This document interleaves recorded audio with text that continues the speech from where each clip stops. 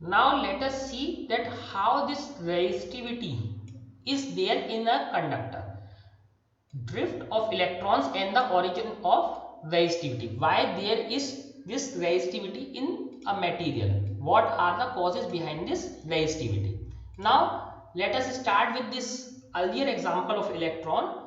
As we have discussed, an electron will suffer collision with the heavy ions. So electron was colliding with the heavy ions. So here it is shown that electron is colliding with heavy ions and it is changing its path.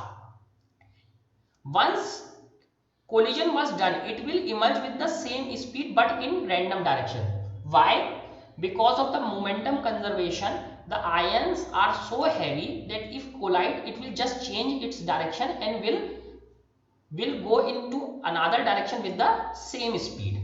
Same speed, because as you throw a ball on a wall, so it will go with the same velocity but in opposite direction. Why? Because the ball is quite heavy and it will not be moved by a small ball. Similarly, an electron will collide with the ion and it will go with the same speed but in a different direction. Now what will happen? Again, this movement is random. Now let us consider all the electron and their average velocity will be 0 since their directions are random. That we have already discussed. If one electron is moving right, another would be moving left. One is moving up, another one would be moving down. So similarly, the average velocity will be 0. Average velocity will be 0 because their movement is random. If there are n electrons and velocity of the ith electron, I can be 1 2 3 up to n, so we take that there are n electrons and n you know is a very large number. So velocity of ith electron is vi, then we know the average velocity is 0. So what we are doing, we are adding the velocity of each and every electron and dividing by their number. So average velocity, how do we take average? Velocity 1, velocity 2 plus velocity 3, let us, there are 3 particles, dividing by 3. So same they are doing. So they are adding the velocity of each v1, this is a summation sign, v1 plus v2 plus v3 up to vn and dividing by n. And this average velocity we know is 0 because there is a random motion. If particles are moving right, some particles are moving right, some particles must be moving left. Some particles are moving up, there must be some particles moving down. Some particles moving forward, some particles must be moving in backward direction. Hence total or average velocity will be 0. Because of this 0 average velocity, charge in a conductor without an electric field is always 0. So this is the reason why charge movement is 0 and current in a conductor where an electric field is not applied is 0. Now let us take another situation when electric field is there. Now we have applied some electric field on the ends of this conductor. So there is some electric field. There is some electric field. So in this case what they are doing, so instead of this being negative, this side being negative, this side is positive, this side is negative. So electric field is in this direction. Electric field is from right to left, from positive to negative. Now what will happen? So as soon as there is electric field, what will happen? The electrons have a mass m. There will be some acceleration. There will be some acceleration. That means they start moving in the electric field. So this ma is, you know from Newton's law, this ma is force. Force is F is equal to ma, and from electrostatics you know the force is charge into electric field. Charge into electric field, making both these equal.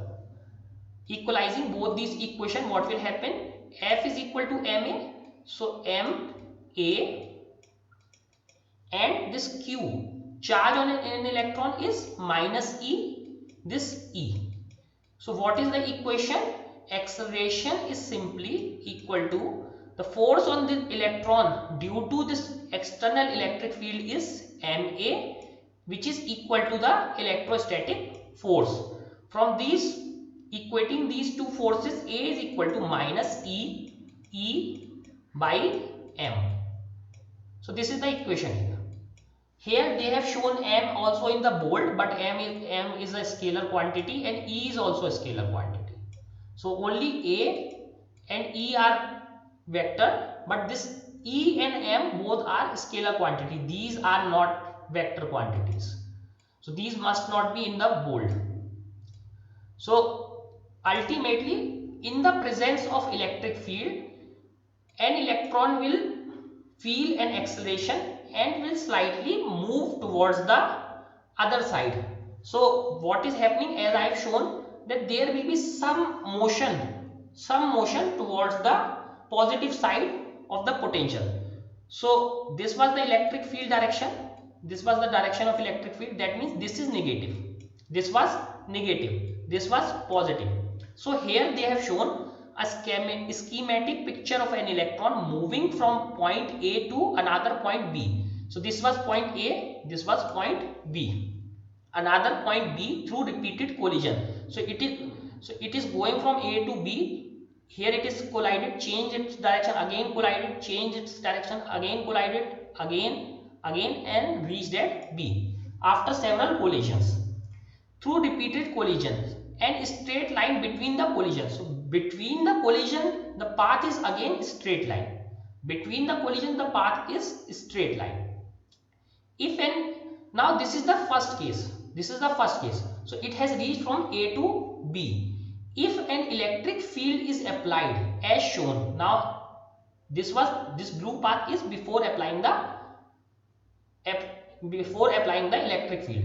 If an electric field is applied as shown, once this electric field is applied, then the electrons end up at point B dash. So electron will not end up at B. In that case, again the motion is random. Motion is still random, but it will not end up at point B. It will move slightly towards the positive potential. So there is some shift. You can see there is some shift. In this B point, and overall it has moved towards the positive side. So why it has done? Because of this acceleration. So electron has still, the motion is random, but there is overall movement towards the positive side. The electron ends up at point B dash, at this new point, dotted lines. A slight drift in the direction opposite to the electric field is visible. So electric field is in this direction, and you can see that it has moved slightly in this direction. This motion is called drift motion. A slight drift in a direction opposite to the electric field is visible. We can see slowly it has started moving in the direction opposite to the electric field. At each point you can see that the difference has been increasing. So initially it has moved. So here there was no difference between 2 points. Here this much difference. Now at another point, this much difference. Again at these points, further difference, and this difference keep on increasing. And this B point has moved from this point to this point. So that means there is some motion towards the positive side of the potential, or in the opposite of the electric field, because this electric field gives some force to this electron, and which results in an acceleration. Now E is the charge and m is the mass of the electron. Now if Vi was the velocity immediately after the last collision, so again we know same equation, V is equal to U plus KT. So that same equation has been used. If Vi was the velocity immediately after the collision, then what will happen?